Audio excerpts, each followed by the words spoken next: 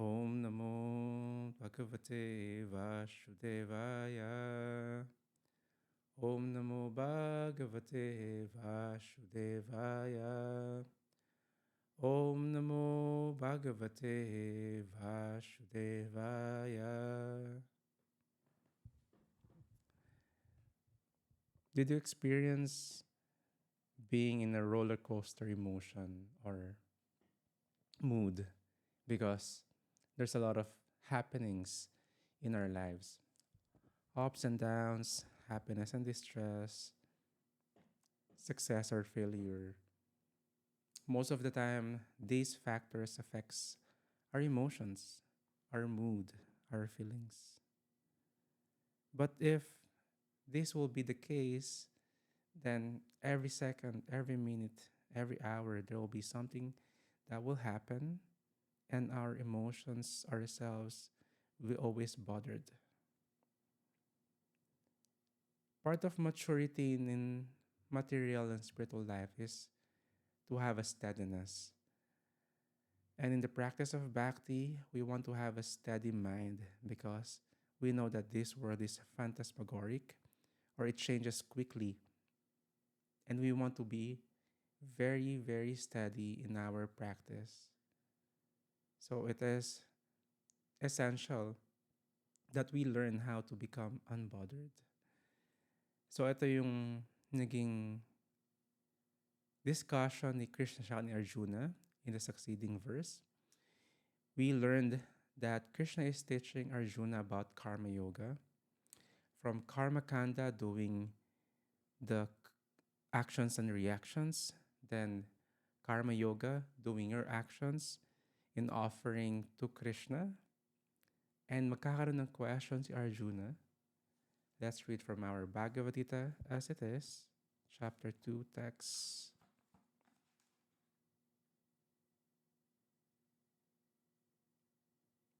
54.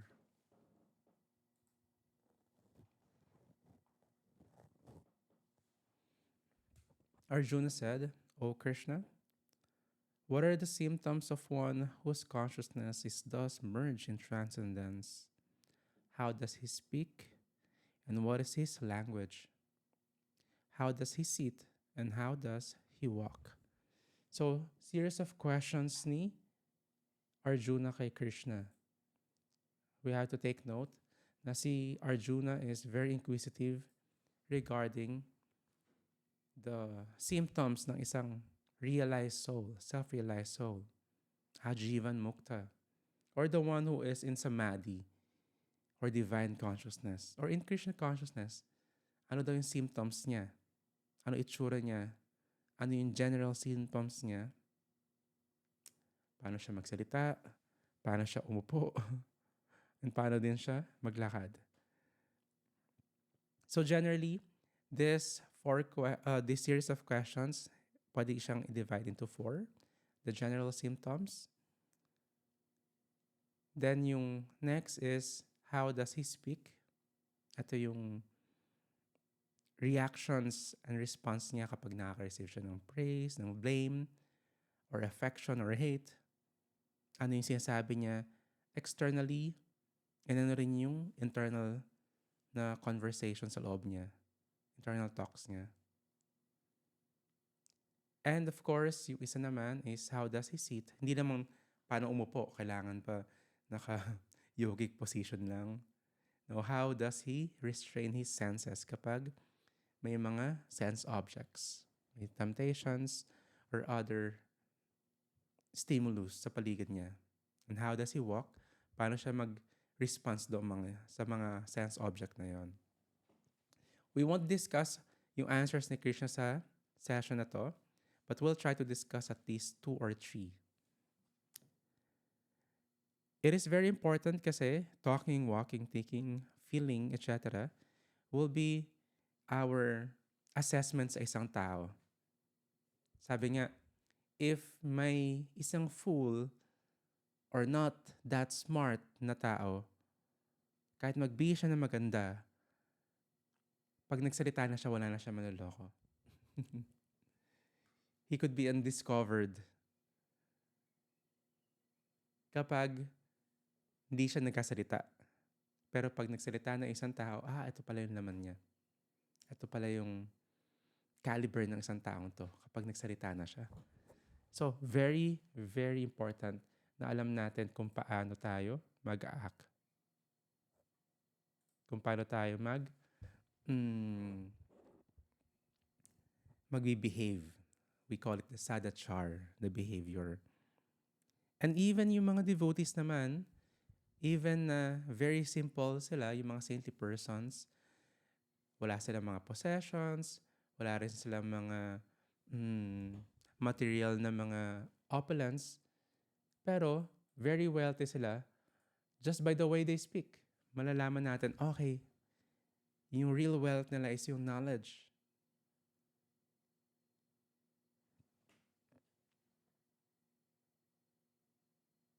Let's start to read the next text. Ito na yung sagot ni Krishna. The Supreme Personality of Godhead said, O Partha, when a man gives up all varieties of desire for sense gratification, which arise from mental concoction, and when his mind, thus purified, finds satisfaction in the self alone, then he is said to be in pure transcendental consciousness. Consciousness is very important sa ating buhay. Ito yung nagdidictate kung ano yung magiging directions natin, magiging path natin. Bakit? Kung ano yung consciousness ng isang tao, ayun yung palaging iniisip niya. Ayun yung palaging nararamdaman niya, and ayun yung gusto niyang palaging gawin. Thinking, feeling, and willing. So yung consciousness is very important kasi ito yung magiging next destination niya rin. Ito niya rin yung magiging next life niya.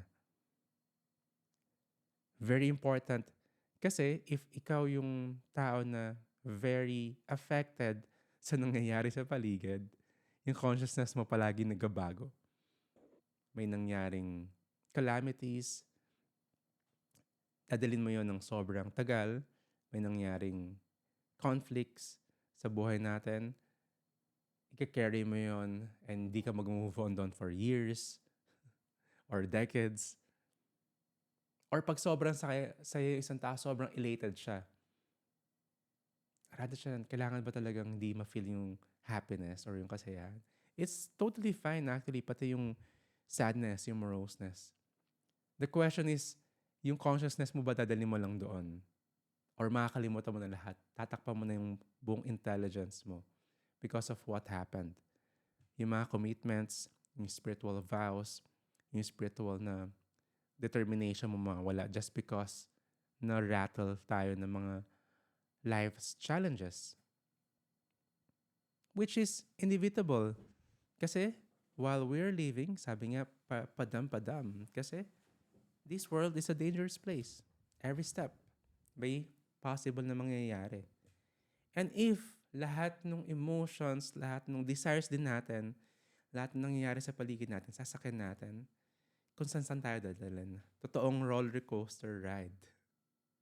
Totoong roller coaster ride yon. If a person is fully Krishna conscious or divine or very absorbed in devotional service, ito yung good qualities ng sages and nadidevelop yun sa isang devotee. Either like si Arjuna, soldier siya, or isang householder, or isang devotee na nasa loob ng temple, full-time na monk. Either kung ano yung position niya sa society, he could be a saintly person. It doesn't mean may suot siyang certain na color ng robe, saint na siya. Hindi ganun ka-cheap yung isang practice ng isang pagiging saint na outward lang. Madaling bumili ng robe sa online shops.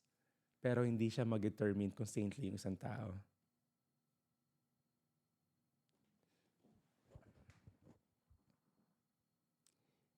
One point that Prabhupada mentioned in the purport is the desire.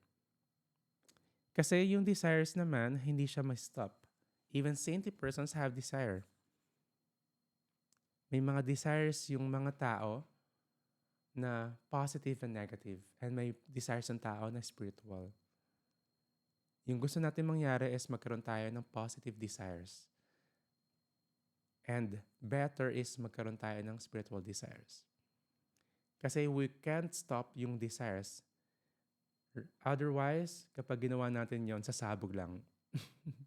Maraming examples sa scriptures that they want to artificially stop yung desires nila and also escape yung responsibilities and duties nila. Ang mangyayari is after some time, mag-relapse sila dun sa mga old habits nila into a much more magnified way. Times 10 nung addictions, times 10 nung gratification ng desires nila. Kasi hindi properly guided how they renounce it. So that's the process of Bhakti Yoga. That's the process of natuturo ni Krishna sa Bhagavad Gita. We do our work, we do our duties, the talents and skills, ilagay mo sa Krishna consciousness. In that way, gradually, magiging detached tayo while doing our work. You take care and love your family. In that way, yung consciousness natin is detached. Hindi tayo falsely attached sa loved ones. So, mas magagawa natin yung duties natin. So, different yung love saka yung attachment. It doesn't mean pag-attach ka sa isang bagay or sa isang tao, love na yon. That's different. Sometimes it's just possessiveness or lust. And love is full of care and affection. Much more full of care and affection in a spiritual way. So, ayun yung gusto natin. Real, genuine love. Talagang legit siya. So, pag na-apply natin yun sa buhay natin, mas magkakaroon tayo ng proper consciousness. Same, di ba? Same pa rin yung activity, same pa rin yung ginagawa. Siguro iti-tailor fit mo lang ng onte, may mga bagay tayo ayaw gawin or ayaw natin maging involved sa mga certain activities or work na mag-affect directly ng consciousness natin or hindi pasok dun sa standard of morals and values na gusto natin i-practice and principles. Pero pag na-tailor fit mo yun, then it's a sweet spot na you are doing your dharma. Sometimes andun yung passion, andun yung career, pero connected siya dun sa spiritual dharma natin, which is to serve Krishna and His devotees. Nagkakaroon siya ng connection, nagkakaroon siya ng nag-sync siya. So, it's very efficient kasi we have limited time in this life. If hindi natin gagawin yon, we're just waiting na. In the future, gagawin ko ito pag nag-retire ako. Without the assurance na abot tayo dun sa future na yon. Pwede nating ma-waste yung time. Text 56. One who is not disturbed in mind, even amidst the threefold miseries, or elated when there is happiness, and who is free from attachment, fear, and anger is called a sage of steady mind. This is our goal. Magkaroon tayo ng steady mind. Unbothered. Undisturbed. Or even unscarred. Kapag meron tayong mga pains and wound, di tayo nagkakaroon ng scar doon. Di tayo nagkakaroon ng deep trauma. Ano yung technique? You have to have a steady mind. You cannot do that without spiritual life. Na just by meditation or just by making your mind and body strong, magiging unbothered ka na. No. One way or the other, the material modes of nature will drive us to different places. Magiging passenger tayo ng waves na yon. The mode of goodness, passion, and ignorance. Dadalhin tayo kung saan. But having a steady mind means having a mind absorbed in Krishna consciousness. Absorb siya kay Krishna and sa devotional service. Di ba sinabi natin kanina, hindi mapipigilan yung desires. Hindi mapipigilan din yung senses. Hindi rin mapipigilan yung calamities sa paligid natin, yung sufferings, yung miseries. From the nature, from other living entities, humans or other lower species or higher species. Even yung sarili natin, may mga inner battle tayo. So if lahat yun dumadating sa atin, most of the time nagkasabay-sabay pa, di ba? May combo. We have to be unbothered. How? We have to be Krishna conscious. The more na mas marami, the more na may mga challenges tayo, mas maraming mga obstacles, the more na kailangan natin maging Krishna conscious, the more na mas kakapit tayo sa Japamala natin. The more na mas mag-make tayo ng time dapat sa study ng scriptures. The more natin kailangan magkaroon ng association ng sangha sa devotees. In that way, magiging unbothered tayo. Wala nang ibang way. Wala nang ibang way. You gotta just attend mga seminars and you'll be unbothered lang sa mga ganitong bagay-bagay. We might be in illusion na wala akong pakialam. Falsely renouncing it. But it is just for some time. Maybe not this whole lifetime. Or maybe if you're that strong, in this lifetime unbothered ka materially. Pero dadaling ka niya next life. Kung ano yung karma. So we have to be unbothered with the result na dadalhin natin yung sarili natin or magkapadala tayo sa agos ng waves ni Krishna. The waves of devotion. Hindi yung magalangoy tayo dun sa or malulunod tayo dun sa ocean of material miseries. What's even better is kapag nasa boat ka, you're in a boat, you're safe. And dun sa boat na yon, madala ka ng vehicle into your destination very safely. Or kahit may mga waves pang mangyayari, you're safe pa rin. And that boat, kailangan natin ng great captain, which is the spiritual master. And the wind actually is the words of the Vedas, the words of Krishna. Favorable wind. So makakarating ka sa destination mo. And pag wala ka dun sa boat na yon, kahit good swimmer ka, malulunod ka dun sa struggle sa pag-swim sa gitna ng ocean. That's the material world. Magiging unbothered ka lang kapag nandun ka sa boat.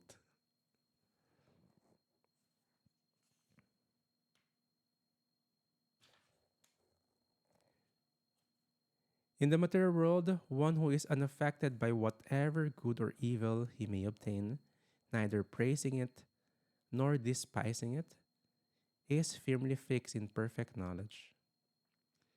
So, paano mo nalaman na knowledgeable ng isang tao kapag hindi siya nababother ng praise or ng insult? Dumadating sa kanya yun. And naisip niya, okay, if may mga ganito akong karma, this is because I did this in the previous lives. If may good thing na nangyayari sa akin, this is by the mercy of Krishna.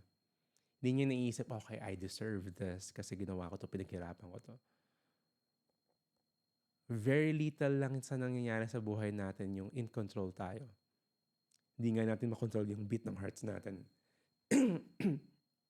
And yung overthinking mind na nag-worry palagi or very anxious palagi or very nag-travel siya sa past. Ang hirap kontrolin. The mind is very hard to control.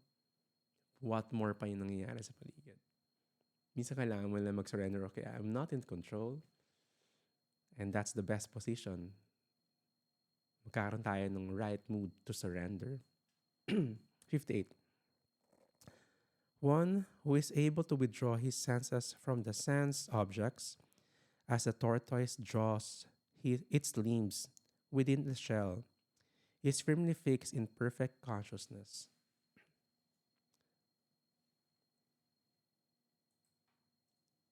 So, this is describing yung isang yogi in the position ng Krishna consciousness. Paano maging unbothered? Paano kumikilos? Paano siya nagkasalita? And paano siya sa mga happenings dun sa paligid niya? He should be just like a tortoise. Yung tortoise, diba yung turtle? Yung Yung bahay niya, dala-dala niya palagi. Yung shell niya, di ba? Kaya pag may danger, wini-withdraw niya yung limbs niya, yung head niya, yung hands and feet niya. So, tinatago niya. This should be the practice ng isang yogi. Ng isang person with steady mind. Para maging undisturbed siya kapag nandiyan yung mga object of the senses, temptations, some happenings, yung senses niya kaya niyang withdraw. Hindi siya nagpapadala doon. In control siya dapat. Ito yung tortoise. And Prabhupada also mentioned here isang animal again, the venomous serpent. This is also compared sa senses, the analogy, na hindi mo dapat hayaan yung venomous snake, serpent, na mag-roam around lang. Loosely or without restriction. The mind is expected to be stronger than the senses. The mind is top of the senses. Dapat siya masunod. And top of it is intelligence. And these should work together to control the senses. Just like the snake charmer. Snake charmer, di ba, yung sa mga movies? Or nakita ko to sa India na kaya nilang kontrolin yung snake by the flute. And that's true. Nakita natin, di ba, sa movies. May mga snake charmers. Hindi ko matandaan, sa Aladdin yata yun or whatsoever. So kapag kaya natin controlling yung senses, then we will not be bothered by our own desires or sa mga temptations sa paligid natin, which is just there. It is being offered free. Or with discount pa nga, or ikaw pa yung feeling mo mag-benefit. Pero imagine mo hindi ka under control nun, then the venomous snake is just there, ready to bite you. Tapos, di ba? Pwede kang maging victim ng sarili mo.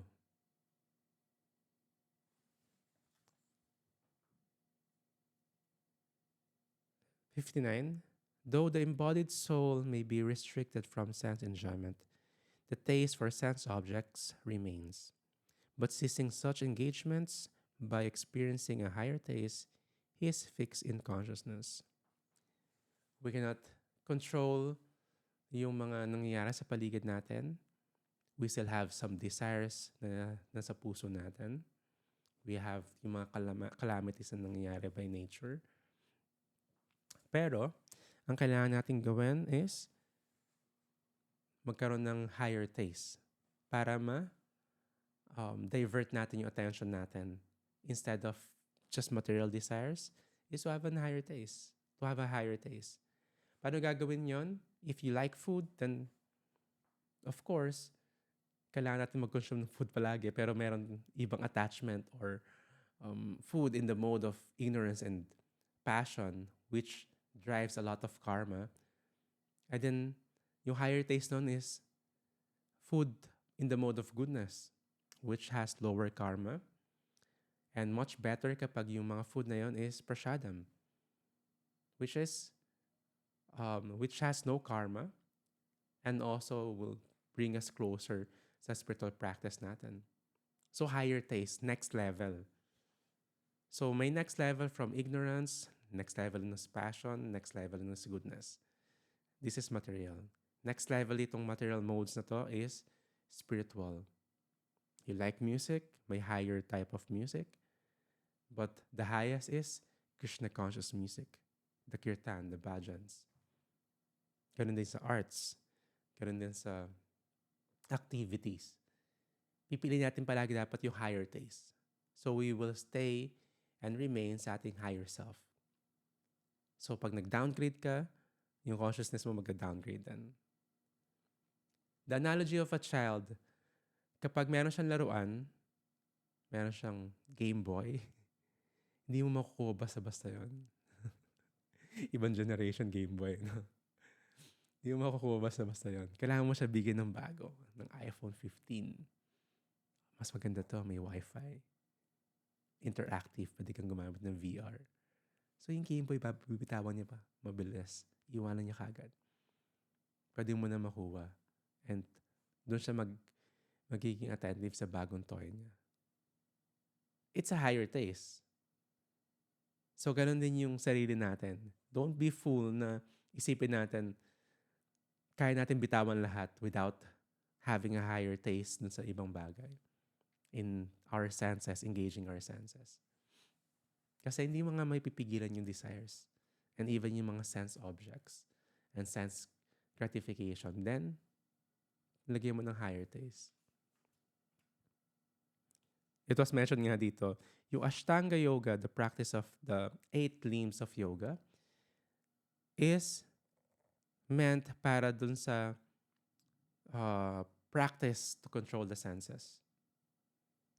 So ginagawa to ng mga nagka-practice ng yoga to control the senses talaga. Not na maging all out sa mga sense gratification and naging gymnastics lang yung yoga. No, yung meaning talaga nun is to control the senses gradually. Prabhupada is very straightforward here sa purport niya.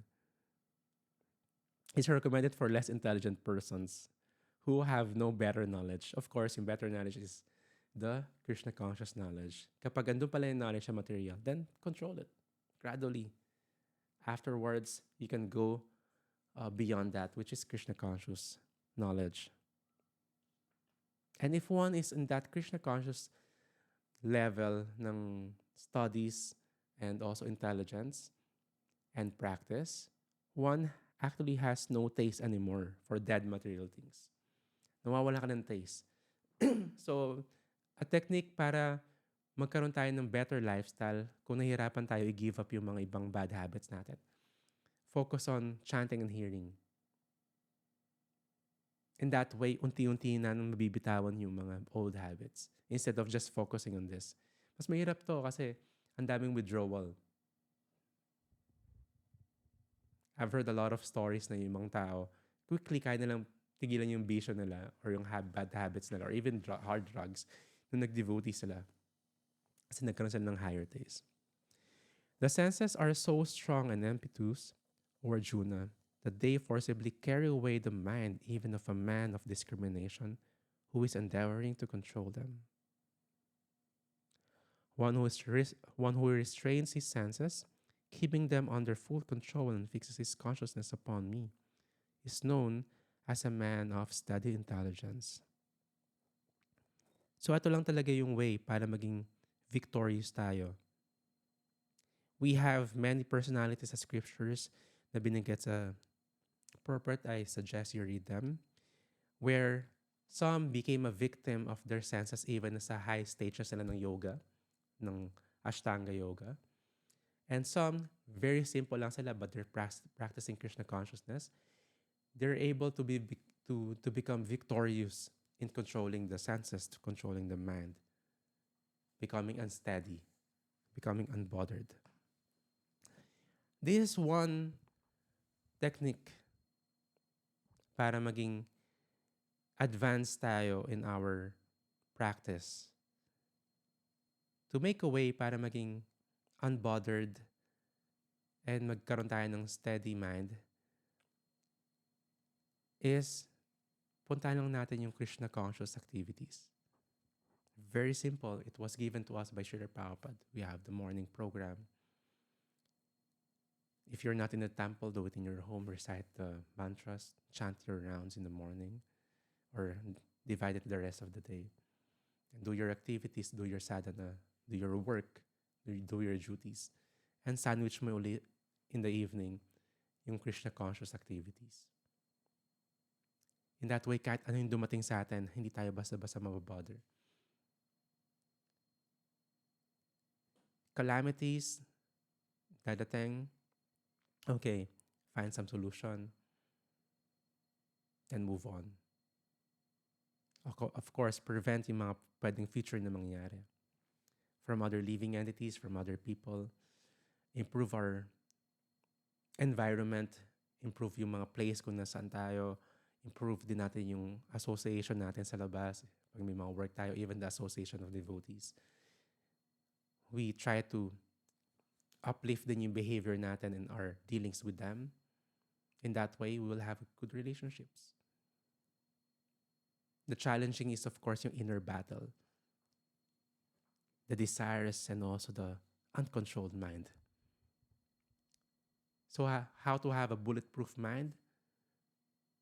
Kailangan natin ng matinding knowledge, which is, of course, the highest knowledge is the words ni Krishna from the Bhagavad Gita, to understand this. In that way, kahit anong nangyayari, you'll become unbothered. Nakafocus ka, very resolute, fixed determination sa Krishna consciousness, sa service, loving service kay Krishna. And other activities, magagawa mo na maayos. The duties, relationship with the loved ones, responsibilities. Very in sync and very in line yung lifestyle.